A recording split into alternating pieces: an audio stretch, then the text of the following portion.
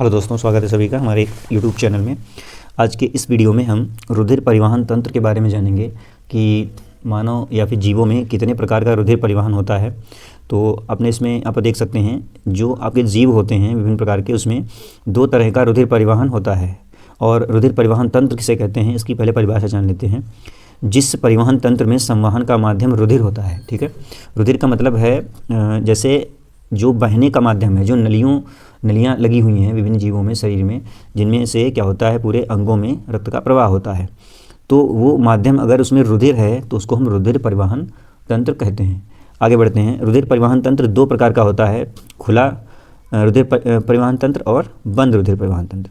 अब देखिए, खुला और बंद को एक एक करके अलग अलग जानते हैं। सबसे पहले हम जानेंगे कि खुला रुधिर परिवहन तंत्र क्या होता है। देखिए, इसमें रुधिर मुख्य वाहिनियों से निकलकर पूरी देह गुहा में भर जाता है, ठीक है।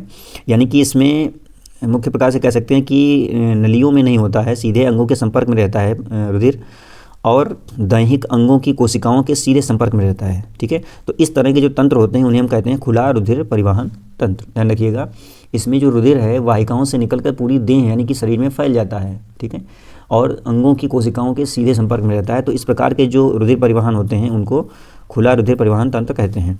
इसमें रुधिर रक्त वाहिनियों में पूरी तरह से बंद नहीं होता, यानी कि इसमें कैप्चर्ड नहीं होता है, नलियों में नहीं बहता है, इसमें खुला भी होता है। इसीलिए इसको हम क्या कहते हैं, खुला रुधिर परिवहन तंत्र कहते हैं। अगला पॉइंट है, इसमें रुधिर कोशिकाएं लिम्फ ऊतक द्रव नहीं होते हैं। हमने एक वीडियो आपको दिया है, चैनल पे अपलोड है, चाहे तो आप देख सकते हैं। लिम्फ यानी कि लसिका होता है, यानी कि ये इस तरह के जो रुधिर परिवहन तंत्र होते हैं या रुधिर परिवहन होता है, इसमें लसिका नहीं होता है, ठीक है। लसिका भी एक आपका तंत्र होता है जिनमें रुधिर प्रवाहित होता है। तो ये आपका ऊतक द्रव नहीं होता है इसमें खुला रुधिर परिवहन तंत्र में, ये ध्यान रखने वाली बात है आपकी। अगला पॉइंट है, इसमें रुधिर दाब कम होता है। देखिए, इसमें नलिकाओं में बंद नहीं होता है रुधिर, इसलिए इसमें रुधिर दाब कम होता है, ठीक है। और जहाँ पर आपका रुधिर जो है नलियों में बंद बहता है, वहाँ पर रुधिर का दाब यानी कि ब्लड प्रेशर ज़्यादा होता है। तो यहाँ पर जो खुला परिवहन तंत्र है, इसमें रुधिर दाब आपका कम होता है, इसमें लिम्फ और ऊतक द्रव नहीं होते हैं, और रक्त जो होता है वो पूरी तरह से बंद नहीं होता है। और तीसरी बात क्या है, तीसरी बात यह है कि रुधिर वाहिनियों से रक्त निकलकर सीधे अंगों की कोशिकाओं के संपर्क में आ जाता है। अब इसमें उदाहरणों की बात करें तो उदाहरण देख सकते हैं, जैसे कीट है, झींगा है, केकड़ा है, या फिर आर्थ्रोपोडा संघ का कोई भी जीव है, तो उसमें क्या होता है, उसमें ये आपका खुला रुधिर परिवहन तंत्र ही उनके शरीर में पाया जाता है। इसको आप ध्यान रखिएगा। इसके बाद में अगला है बंद रुधिर परिवहन तंत्र।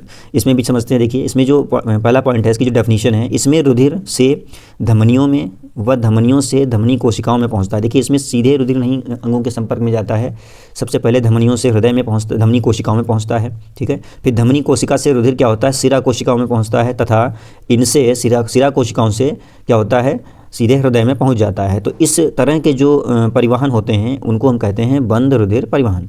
इसमें सीधे अंगों के संपर्क में रुधिर नहीं रहता है, ठीक है, ध्यान रखिएगा। अगला पॉइंट है, इसमें रुधिर सदैव बंद वाहिनियों में बहता है। यानी कि अभी ऊपर आपने जो खुला वाला देखा है, खुला रुधिर परिवहन तंत्र, तो उसमें क्या होता था, उसमें बंद नहीं होता था, मगर इसमें जो होता है, इसमें रुधिर पूरी तरह से बंद वाहिनियों में बहता है।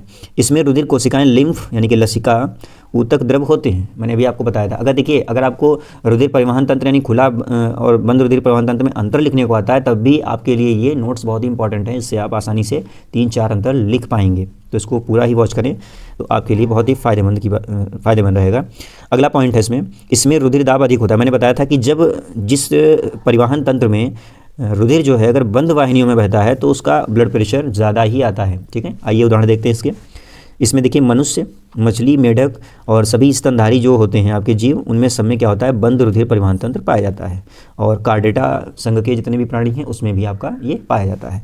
तो अब आपसे अगर पूछा जाता है क्वेश्चन कि मनुष्य में किस प्रकार का रुधिर परिवहन तंत्र पाया जाता है, तो आपका जवाब बंद रुधिर परिवहन तंत्र सही होगा। ध्यान रखिएगा, खुला रुधिर परिवहन तंत्र मानव में नहीं पाया जाता है।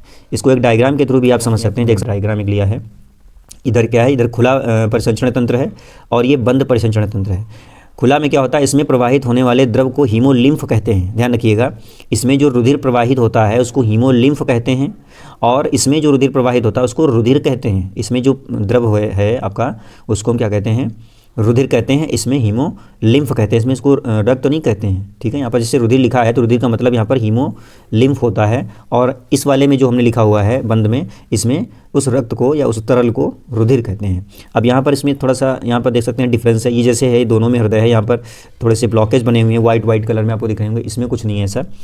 तो इसमें क्या होता है, यहाँ पर ये कट बने हुए हैं, ठीक है। इसमें डायरेक्ट रुधिर जो है क्या होता है, सीधे अंगों के संपर्क में आ जाता है। इसमें क्या होता है, इसमें बीच में केशिकाएं भी होती हैं जो धमनी और शिराओं को जोड़ने का काम करती हैं, तो उनके माध्यम से पहले रक्त का जो कचरा होता है, जो वर्ज्य पदार्थ होते हैं, उनको इकट्ठा करके एक शिरा के माध्यम से पहले फेफड़ों तक पहुंचाया जाता है, फिर उसके बाद में इसमें आता है। और इसमें पूरे परिसंचरण में रक्त जो है वो बंद वाहिनियों के उसमें ही बहता है। इसमें क्या है, इसमें देख सकते हैं यहाँ से कट बना हुआ है, तो ये सीधे क्या होता है, अंगों की कोशिकाओं के संपर्क में रहता है। डायग्राम के माध्यम से आपको और भी अच्छे से समझ में आया होगा।